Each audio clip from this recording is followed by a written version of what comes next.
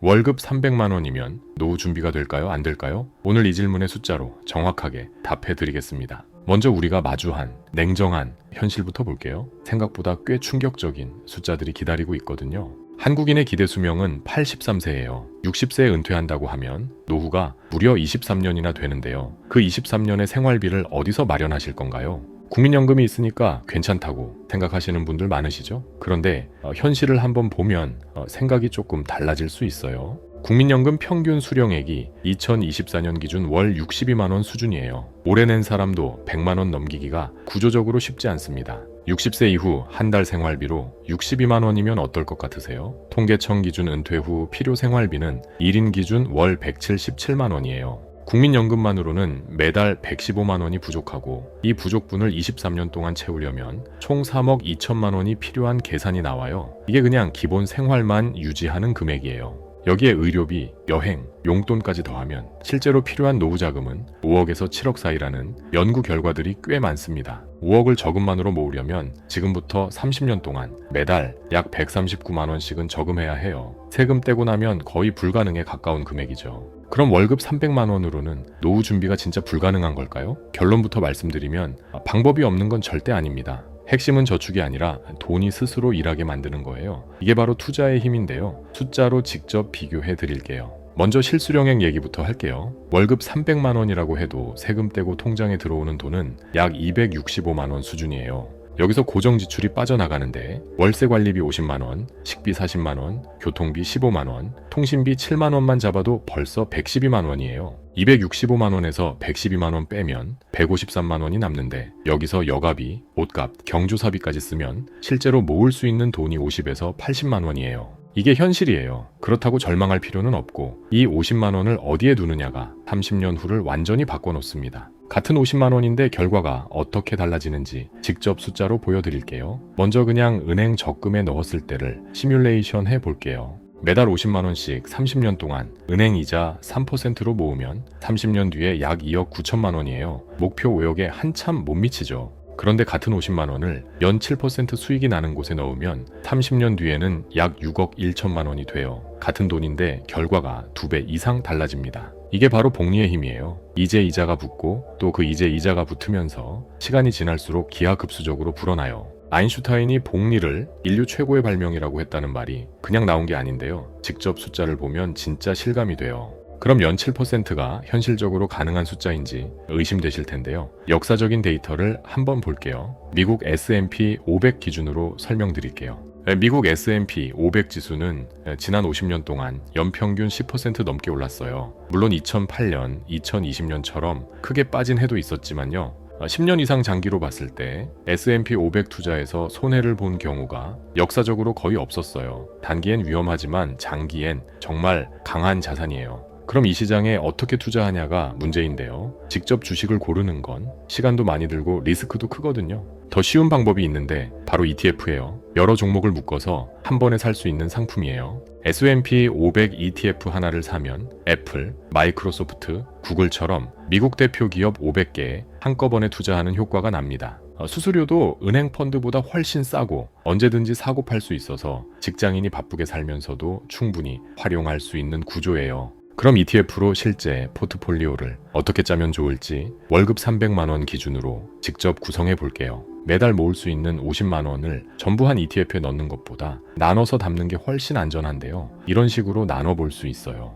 50만 원 중에 30만 원은 미국 S&P 500 ETF에 넣고 15만 원은 국내 코스피 ETF에 나머지 5만 원은 배당 ETF에 넣는 거죠. 이 비율이 정답은 아니지만 중요한 건 분산이라는 거예요. 한 곳에 몰아넣지 않는 것, 그게 투자 실수의 절반을 막아줍니다. 여기서 배당 ETF 얘기를 잠깐 더 해볼 텐데요. 배당 ETF는 주가 상승 외에도 정기적으로 현금을 받을 수 있는 상품이에요. 특히 커버드콜 ETF는 주식을 보유하면서 옵션을 파는 방식으로 일반 배당보다 훨씬 높은 현금 수익을 만들어내는 구조예요. 쉽게 비유하면 집을 갖고 있으면서 동시에 임대료까지 받는 느낌인데요. 주가가 크게 오를 때 일부 상승분을 포기하는 대신 매달 꾸준한 현금이 들어오는 구조예요. 노후에 생활비로 쓸 현금 흐름이 필요한 분들 또는 지금부터 현금 수입을 만들고 싶은 분들한테 이런 구조의 ETF가 잘 어울리는 선택일 수 있어요. 자, 이번엔 나이별로 얼마씩 준비하면 되는지 실제 숫자를 비교해 볼게요. 20대, 30대, 40대 순서로 보겠습니다. 20대부터 시작하면 시간이 가장 큰 무기예요. 매달 30만 원만 투자해도 40년 뒤엔 어마어마한 금액이 됩니다. 연 7% 기준으로 계산하면 매달 30만 원씩 40년이면 약 7억 8천만 원이 돼요. 월 30만 원이 7억 8천만 원이 되는 거예요. 20대에 투자 시작이 어려운 이유는 돈이 없어서가 아니라 급한 것들이 너무 많기 때문인데요. 딱 30만 원만 먼저 빼놓는 습관이 핵심이에요. 30대는 어떨까요? 결혼, 육아, 대출 이자로 돈 모으기가 제일 힘든 시기인데요. 이 시기에 아예 안 하면 나중에 정말 후회해요. 30대에 매달 50만 원씩 시작한다면 30년 뒤 연 7% 기준으로 약 6억 1천만 원을 기대할 수 있어요. 노후 목표 5억을 넘기는 금액입니다. 아이 학원비, 대출이자 다 내고 50만 원 빼기가 너무 힘들다면 20만 원이라도 지금 시작하는 게 안 하는 것보다 훨씬 나아요. 20만 원씩 30년이면 연 7% 기준 약 2억 4천만 원이에요. 적어 보여도 이게 시작이 되어야 나중에 더 늘릴 수 있거든요.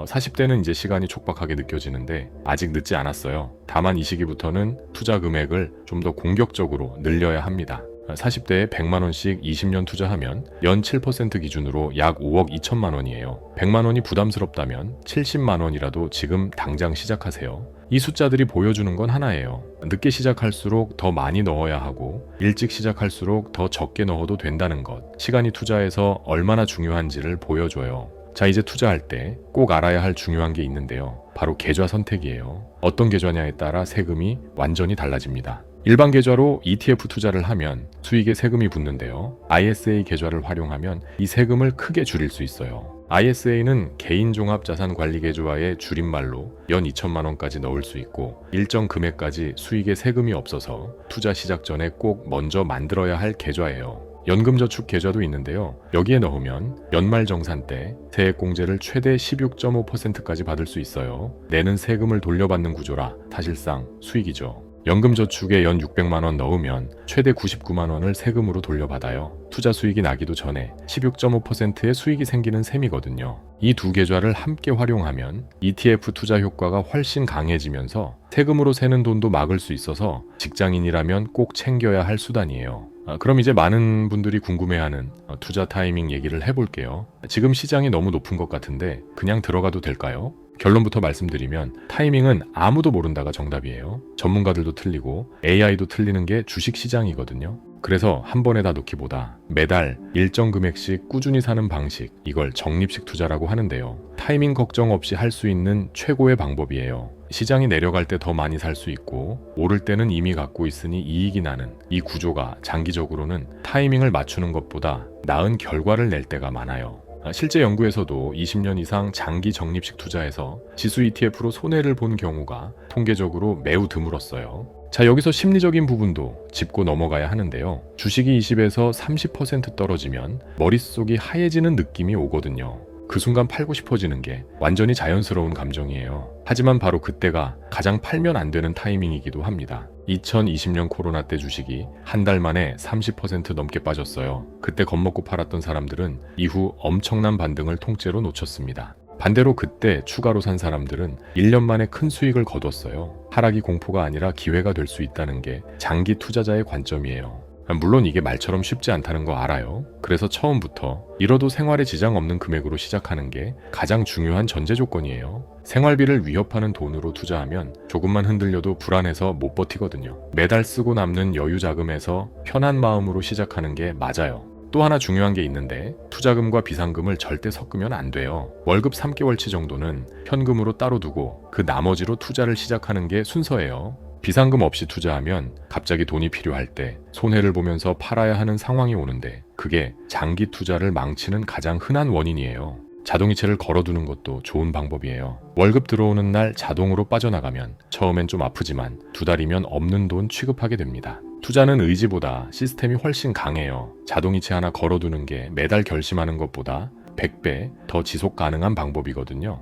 자, 이제 현실적인 시나리오 딱 하나만 더 보고 마무리할게요. 30세부터 시작해서 65세에 은퇴한다고 하면 35년이라는 시간이 있어요. 매달 50만 원씩 35년간 연 7% ETF 투자를 한다면 65세에 약 8억 6천만 원이 됩니다. 국민연금은 여기에 더해지는 보너스고요. 월급 300만 원으로 노후 준비가 가능하냐는 질문에 이제 확실하게 답할 수 있어요. 가능합니다. 단 일찍 시작해야 합니다. 오늘 기억하실 것 딱 3가지예요. 복리는 시간이 길수록 강해지고 ETF는 그 복리를 활용하는 가장 쉬운 수단이며 ISA와 연금저축 계좌로 세금까지 아껴야 해요. 오늘 당장 할 수 있는 행동 하나만 드릴게요. ISA 계좌 하나 열고 월급날 자동이체 하나 걸어두는 것 딱 여기까지만 오늘 해보세요. 노후 준비는 완벽한 계획보다 작더라도 지금 시작하는 게 훨씬 중요해요.